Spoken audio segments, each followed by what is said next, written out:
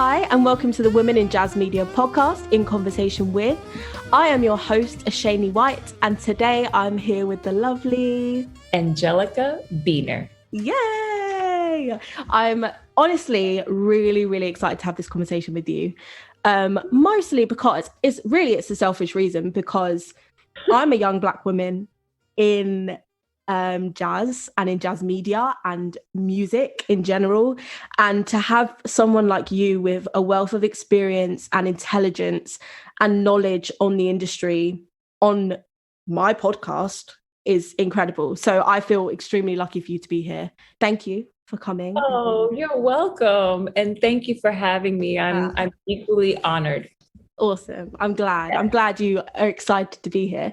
So let's start off by I just want you to give me a rundown of you, of how you started, how you got into your love of music, your love of jazz, your love of media, and your love of speaking on social issues that affect women like us. Oh, wow. Well, firstly, thank you for having me on your podcast. I'm really excited to be here. Wow. Okay. I'm 42 and I feel like that journey started 42 years ago. Yeah. Because my earliest memories of music, forget about music, like my earliest memories are my mother playing records. You know, I was like 18 months old and I have these memories. Now I have this gap between like 3 and 6 where I don't remember anything. Mm-hmm. But like 1 and 2, I have real life distinct memories, and they mostly stem from music. So I come from a musical family. My father was a jazz trumpeter. He got his start in Lionel Hampton's band at like 17 years old. So wow. he was a prodigy. Yeah. And then my mom, I feel like she could have had a career in music because she had a great voice, but she also had this insane library of music and the best taste in music. And so growing up, even though my dad is the one who was the musician and he was playing with Ray Charles and Aretha Franklin and, Lionel, and then Ricky Ford and Jackie Bayard and just all these musicians. But my mom had the records and I was home with my mom. Yeah. So that's really the influence. I mean, genetically speaking, I'm sure I got a lot from my dad, but just what was planted into me was my mom and those records growing up. And and then my great uncle is Thelonious Monk. And so there's that whole influence as well. And I just grew up thinking that it was totally normal to have all these musicians around all the time, or, be listening to all these incredible records all the time. But then I also grew up in the early 80s and the dawn of hip hop. I'm from the South Bronx. Yeah. And so I'm from the birthplace of hip hop. So as it was becoming a thing, I was right in the thick of that as well. So music's always been around me. And in terms of, it's a weird thing. So I always wanted to be in the performing arts. Mm-hmm. So I went to a performing arts camp when I was young. I got discovered, if you will, by a talent scout and came back to New York and was doing like commercials and print work and that kind of stuff. Mm-hmm. But really my thing was musical theater. I loved musical theater. So I auditioned for a school called LaGuardia. It's in the heart of Lincoln Center in New York City. It's referred to as the Fame School because the movie Fame. So it was my dream to go to the Fame School. Of course. And, right? Yeah, it would be my dream. For sure. And I auditioned for voice. I got in and did all this voice training and all this kind of stuff. But for reasons that I think I'm still unpacking as an adult, I veered away from being a performer. And I found myself more comfortable behind the scenes. I've Mhm. always been a writer. I was winning storytelling contests in elementary school and that kind of thing. And my grandmother used to always say, "You're such a good writer. You're writing." And I would make birthday cards myself and write poetry and all that kind of stuff. So I didn't fall back on writing. It wasn't like, oh, well, I don't want to be an artist anymore, so let me Mhm. fall back on this other thing. They were both big passions for me. Yeah. And when I started realizing that being out front, being a performer on stage, that kind of thing wasn't really going to be my path, I realized that I wanted to write, but I wanted to write about music specifically. Mhm. And I started working in the record industry around 1998. And when I started working for a label in the marketing department, writing became more central to my position at the Yeah. job. And then I started working in radio, and then it really became a really big part of it. I had a really difficult pregnancy about 12 years ago Mhm. and fractured my pelvis Oh God. and wasn't able to go back to the kind of grueling job I had in public radio where you have one position, but you're really doing the job of 5 people because it's a nonprofit and you're figuring out how to just Mhm. keep everything, you're doing your share and more. And so I wasn't able to keep up that kind of pace.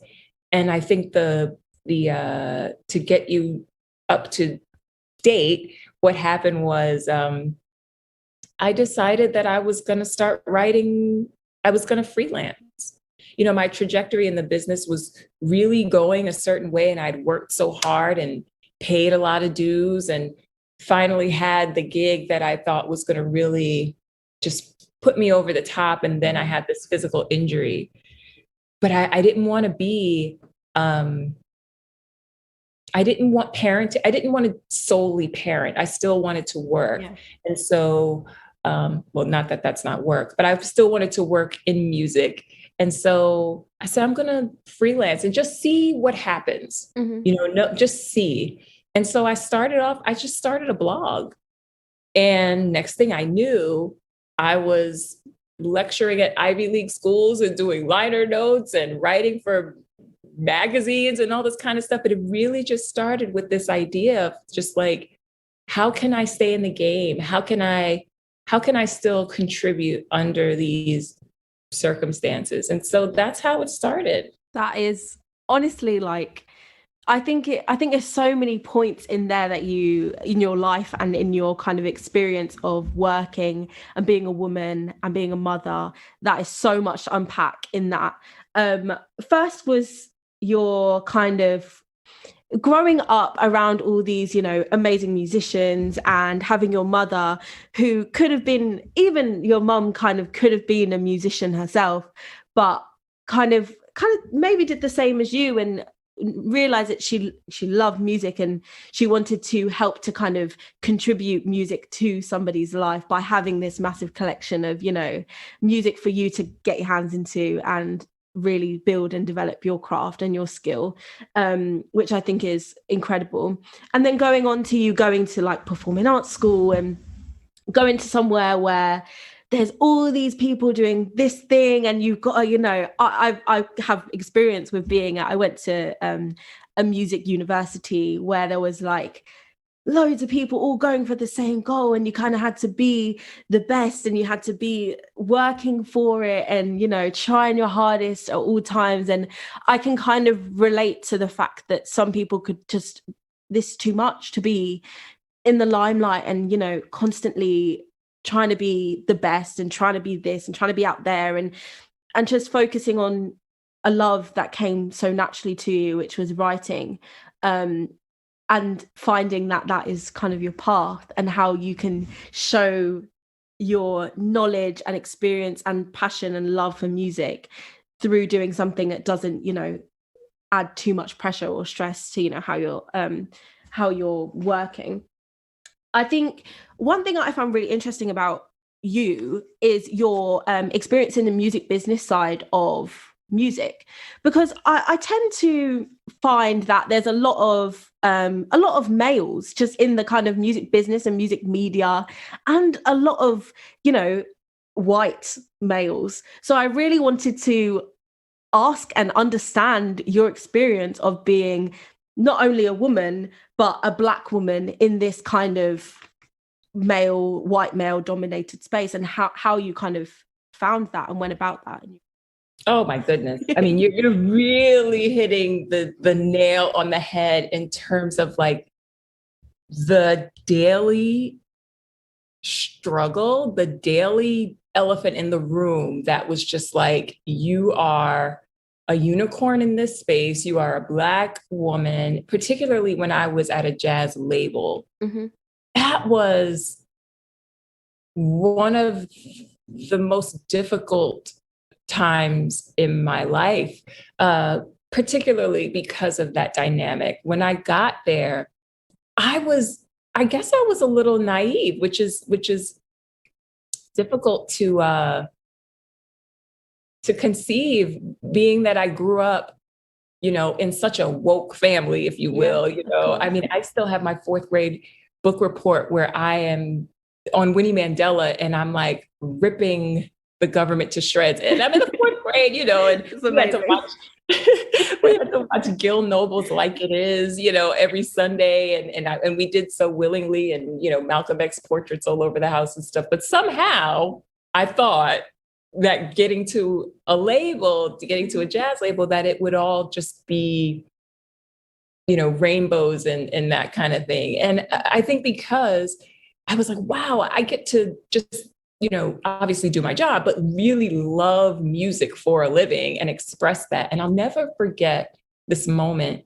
I worked on we had an entire floor, and I had gone to the kitchen, and there were 3 of my white colleagues who weren't any older than maybe 35. Mm-hmm. And they were all sort of congregating in the kitchen, and they were talking about a particular Wayne Shorter record.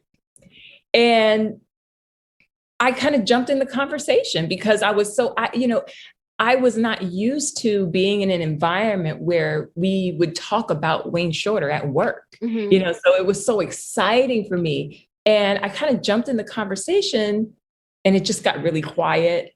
And there's that awkward silence. Mm-hmm. And they're just kind of looking at you like, why are you here? You know, like my presence felt unwanted. My contribution to the conversation that I was overhearing felt very unwanted. And that was sort of my introductory into working in this space, which was to say that you're not exactly wanted here. Mm-hmm.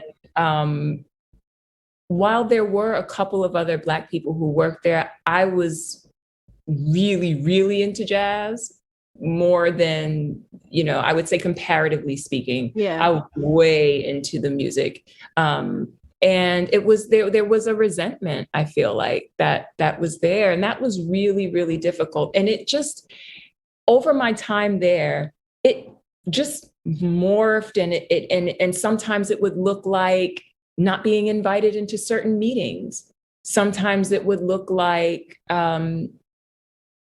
when they acquired the John Coltrane and Thelonious Monk Live at Carnegie Hall album, and there were 3 people invited into our CEO's office to listen to the record, and they were white men. And I didn't want any particular privilege because it was my uncle. I didn't want privilege but it just felt like, well, why are there only men in the room? And why are there only 3 white men in the room listening to this record? You know, mm-hmm.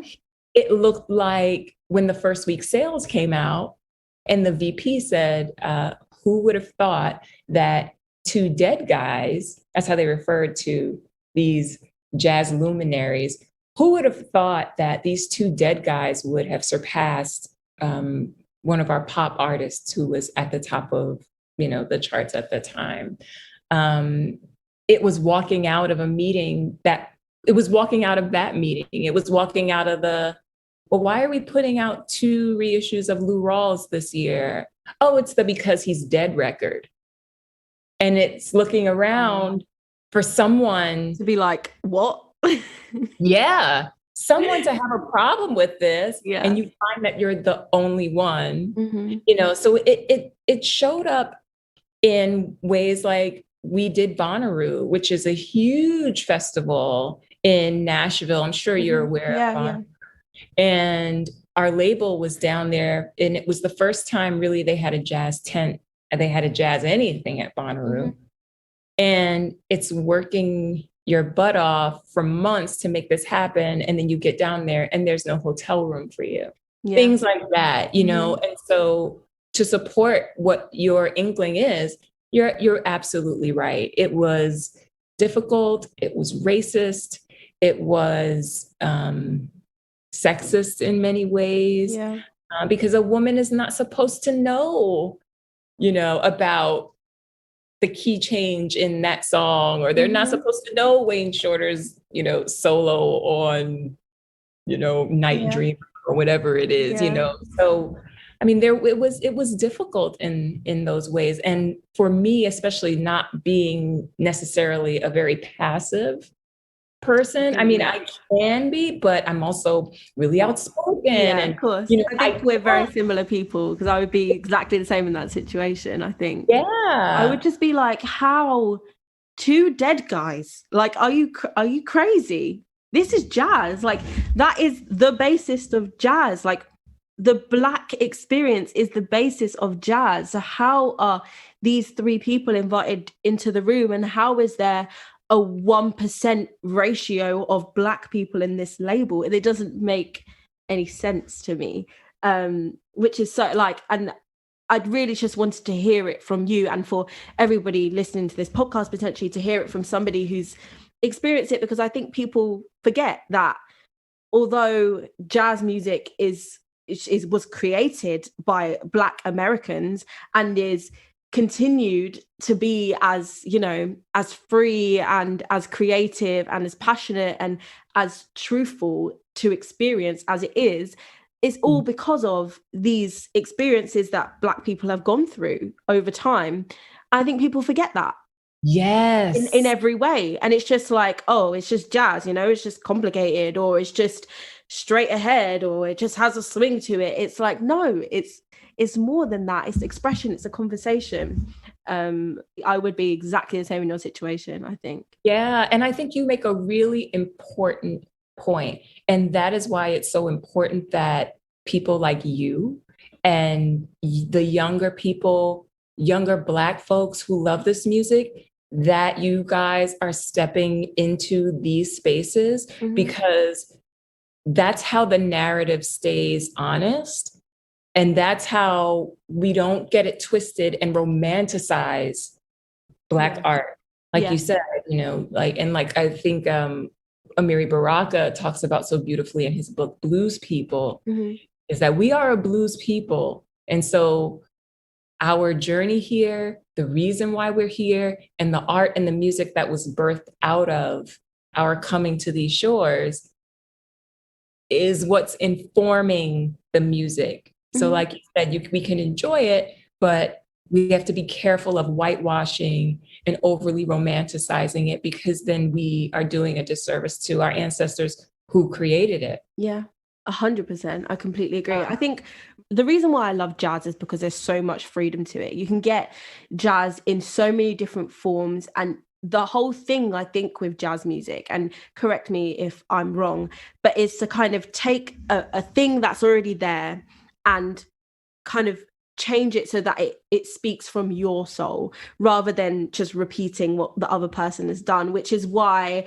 I find solos like incredible in jazz music, because it's like we're all in the same key, we're all potentially playing the same chords, but we're adding these colors, we're adding these different scales, or, you know, different voices to these things to express the color in our voices. And in London right now, I think the music scene is kind of I think it's lacking that kind of color of things, in both the sense of people of color and of expression, and that kind of being not afraid to jump and do something different to others. So I wanted to kind of know whether that's kind of the same in America, whether there's kind of people that stick to the same genre and that kind of make the same music, or kind of make a copycat of some sort of music because they know it will do well, or whether jazz is kind of freer and more expressive there as it is here. Do you think there's a big difference?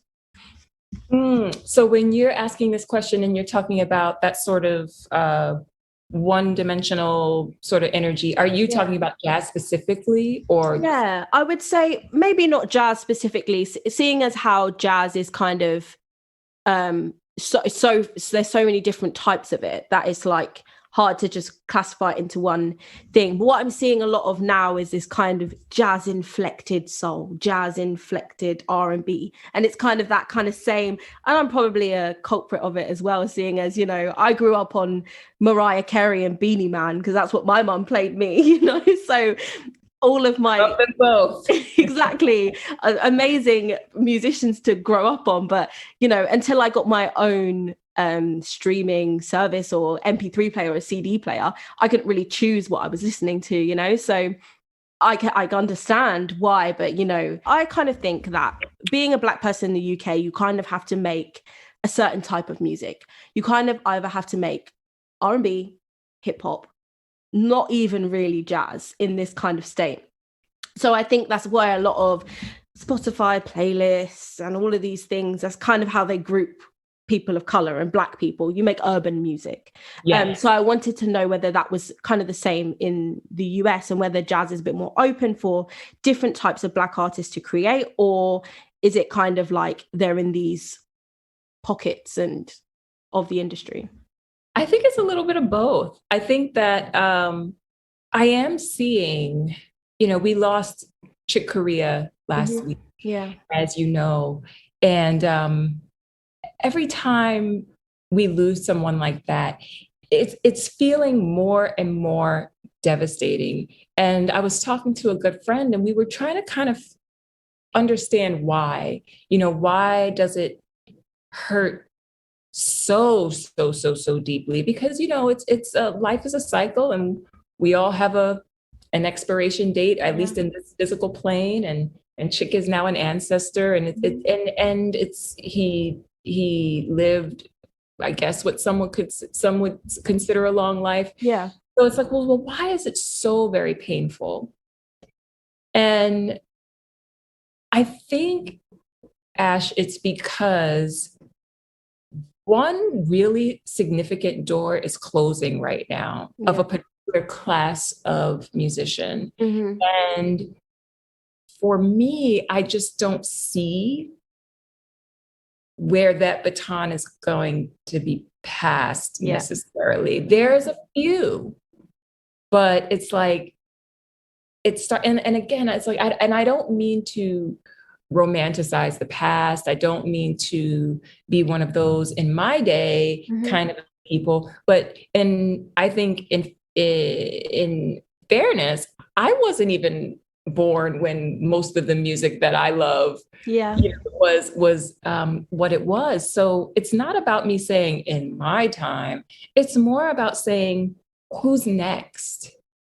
And the fact that there's no real, and it's no disrespect, because by the same token, and I do want to acknowledge this as well, there's a lot of young folks coming up. I feel like there are a lot of young folks coming up. There are a lot of really young, talented people here in the States, in the UK. I'm loving, what's her name? Tiana Major 9. I think she's doing big in America right now, isn't she? Yeah, she's fabulous. And I can hear that she's got a great ear, and that she's obviously studied some and that kind of thing. And so I feel like there are young people within jazz and who would not be considered jazz who are doing really interesting things. But whether or not they're getting that push the way that they should, it's never the case. Mm-hmm. But my mother told me something really sobering once. She was like, jazz was never like, even in the thick of it, we want to talk about, the 60s or, the hard bop era or fusion era, any era that you can think of.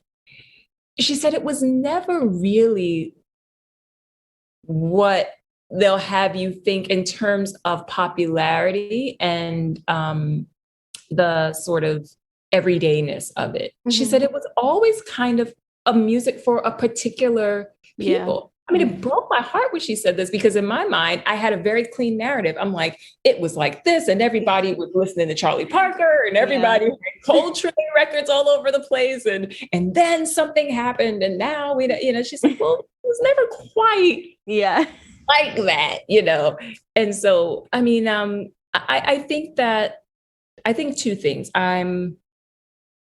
It's a little grim, I feel like, when I look at it from a zoomed out lens. It's like, I don't really see what I need to see for this thing to keep going. I'm not seeing the prolific writers, and I'm not seeing the folks who are just, I'm not really seeing it. But when I zoom in, there are some really dope young artists and bands and people who don't want to do the same old, people who don't want to do the auto-tune thing all the time, people who don't want to do trap. And, even folks like Tyler, Tyler, the Creator, and Saba, this great rapper from Chicago. Even in the hip hop, I'm seeing where, I don't think creativity, true, just great creativity and not the manufactured stuff, I don't think it ever goes away. But I'm not particularly inspired right now. Yeah. I think there are definitely some new artists that are coming out that are doing incredible things. And it's stressful in a sense that because of the way we kind of stream music and the attention span of society today, it means that people just have to go, make. And I guess back in the day, it was kind of like you could just go when you wanted to, make when you wanted to, people will hear it. And now we rely on these kind of platforms like Spotify and SoundCloud and, Apple and Tidal and all these things where you have to keep up with uploading music and getting things out there. And also the fact that we can do things independently now. We could literally, if we wanted to, upload a song every single week, which might be that kind of thing that waters it down potentially, and, doesn't give us that creativity and that kind of focus, hone into music. Okay, let's move on to your career in journalism. So you started freelancing to reclaim the space that you thought women deserve, Black people deserve in jazz through your kind of experience in your music business positions, I guess. Could you kind of give me a bit more background to the style of writing that came out of your freelancing at the beginning? Sure. Yeah. I started Alternate Takes in 2011, and the sort of subheading or subtitle of the blog was Broadening the Jazz Perspective. And that was because the perspective felt so narrow. And even if there were different perspectives, these different perspectives lived within a white, male, hetero dynamic. And it was just like, this ain't it. And that narrative and that particular identity has followed the music since jazz journalism became a thing. And I think for me also, I really wanted to be involved and make space for myself and other Black women in particular, because, there was a time where journalists had power in a way that they could make or break a career. of our Black jazz musicians. Mhm. And I feel like that is a power that was completely unmerited, but it also had really serious consequences for a lot of musicians, Mhm. sometimes negative consequences. And so that's never been lost on me. Yeah. And I think that now we're in a time where, and like you were sort of alluding to earlier in terms of being able to create music, well, we're also able to write without needing, and sure, it's great to have the New York Times gig. It's great to, do the Wall Street Journal piece on Keith Jarrett or whatever the case, but the playing field is becoming more and more level. Mm-hmm. And while that, sure, it opens the floodgates and maybe there's some stuff that is not so great out there, but it also gives an opportunity for those who, under another circumstance, wouldn't be able to get their writing out, but they're really talented and they really have something to say. That opportunity is more now than it ever has been. Yeah.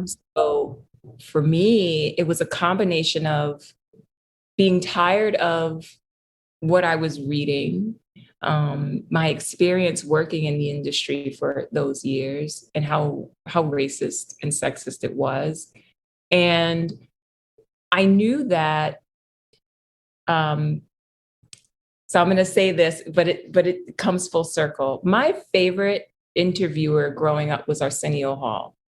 And he was my favorite interviewer because, for so many reasons, but for our purposes, he was able to tap into Black guests in ways that other people couldn't. So Whitney Houston could go on Letterman or go on The Tonight Show or whatever, and she'd give one kind of interview, and then she'd go on Arsenio Hall and give another kind of interview. Yeah. You know what I'm saying? And so I found that when I started this, artists were talking to me very differently than they were talking to whatever white writer at Downbeat or, or whatever, I'm using them as an example. And I think that just also speaks to artists being hungry to be able to have a dialogue that feels like kind of like what we're doing right now. I completely agree. You know what I mean? Where Yeah. we can be ourselves, and in that being yourself, more and more layers get pulled back. And so you get deeper into the root of the artistry. So by default, and I'm not just saying it could just be any Black person, but if you have the talent and you're really sincere and you're honing your craft and you're doing your homework and you show up prepared and you have interesting questions and you're talking to this Black musician, you're going to get a different thing. And so just because of all of those things. So I felt there was a need, quite frankly. I felt that there was a void for a certain voice, a certain kind of a voice. And I just sort of boldly stepped in and said, well, I'm doing it, and we'll see what happens. In terms of my style, Arsenio Hall is and it seems random, and it's always people like, oh, really? Yeah, he's my journalistic sort of prototype, because I grew up watching him do things so out of the box and so different, and how well it was received because he had the trust of those guests, and he was so good, and he had such great questions, and he was political, and he wasn't going to lay down for anybody, and he was going to do it his way. And in all of those ways, that's what I try to embody as a writer. And so my style of writing is I come from a heart space. It can't just be all heart. Again, I come to the guest or the subject or whatever it is, having done my homework. That includes an obsessive amount of research. I am an obsessive researcher.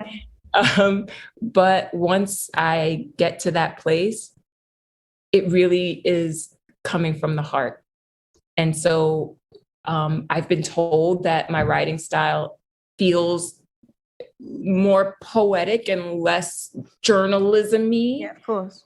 So I think my style is that I enjoy pretty writing with facts. Yeah. And I sort of put the all in a pot, Mm-hmm. and that's how it comes out. Yeah. And I that makes so much sense because of how you kind of got your journey towards being a journalist and being a writer. Obviously, when you were younger, you would write stories, you would write poetry, and really it wouldn't be as natural to you probably to go and write in this really straightforward journalistic style. So it's incredible that your writing is just as you are, you know, and I think it will mean that people will look into your writing and understand it on a deeper kind of level. And people that you interview will know that it's, you know, it's two people talking, and you just want to get to know why they've made this piece of art or who they are as a person, what they stand for. And I think those are the really important things for an artist to get across. That's what an artist wants to get across. They don't want to sit down and answer what their favorite flavor of ice cream is. They want to tell you why they've poured their heart into their lyrics, or, you know, why they've chosen this guitar over that guitar, you know. Yeah. And it's that understanding, that deep understanding of journalists like yourself, that kind of bring a new viewpoint of an artist to journalism, and kind of make the article the art, if that makes sense, as much as the song or There it is. the You video. nailed it. Yeah.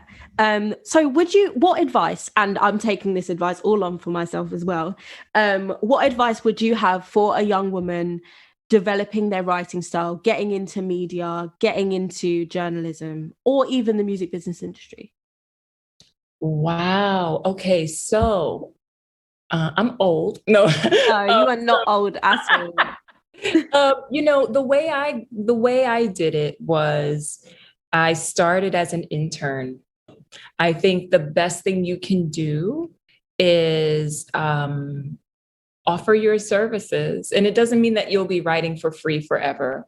But, and I think, you know, and times have also changed. I think now, because of social media, because the proximity to people that we may not have had as much of a proximity to has really, really narrowed, shoot your shot. You know, write. I would say starting a blog is a great place to start, because when you're pitching to a publication, you have a place to direct them to where they can see what your style is, they can see what you do as a writer.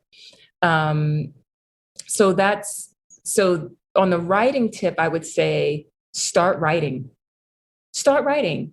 And if there's an artist that you want to write about, don't think that, oh, well, maybe they wouldn't want to talk to me because I don't have, you know, my CV is short or my resume is kind of non-existent or whatever.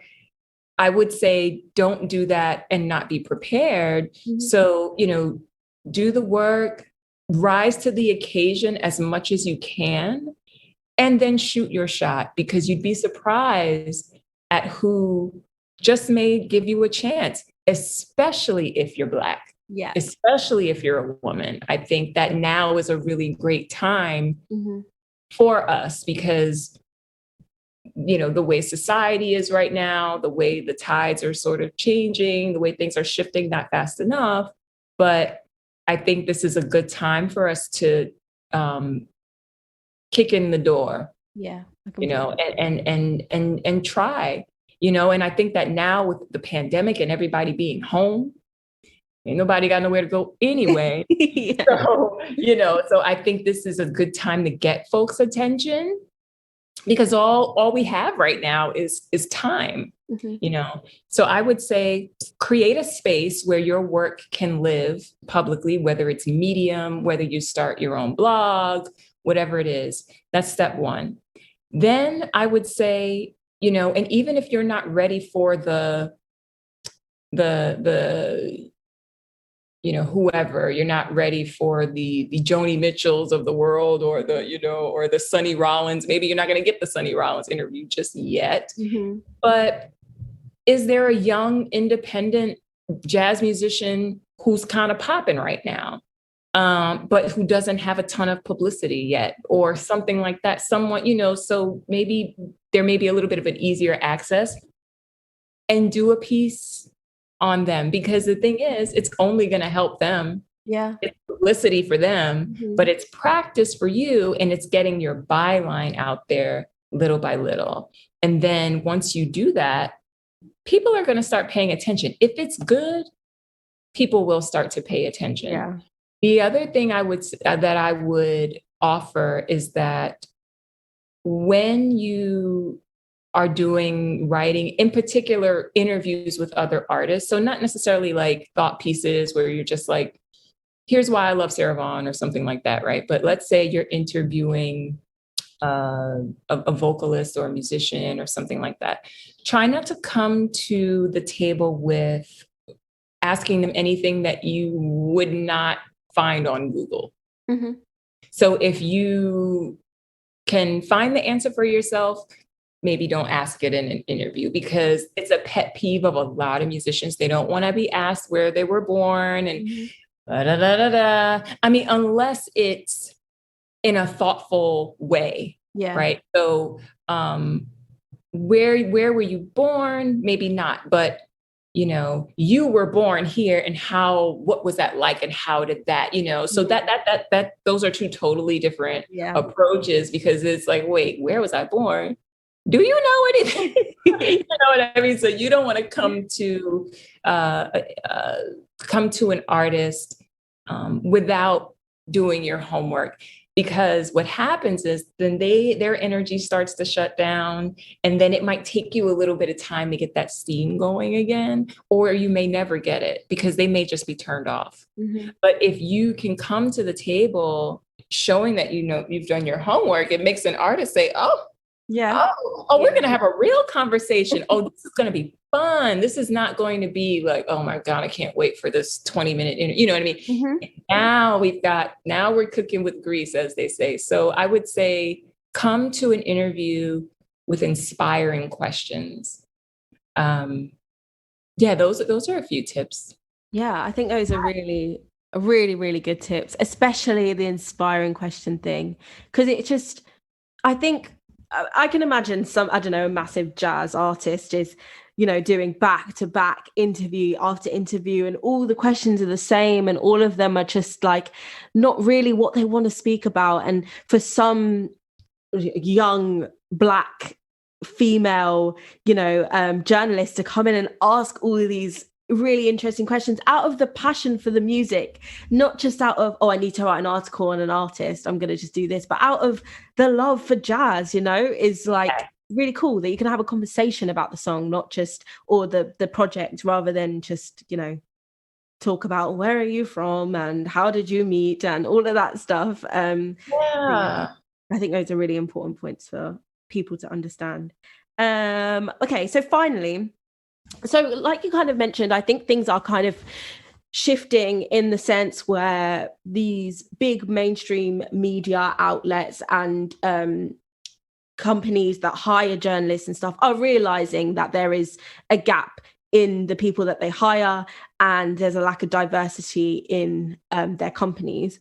So what do you think we can do to further kind of flip the coin and get all of these women into these buildings so we can kick doors down and do what we do best? What do you think we can further do to help that along? It's funny you asked that, because I've been talking to another Black writer. She's fantastic. Her name is Naomi Extra.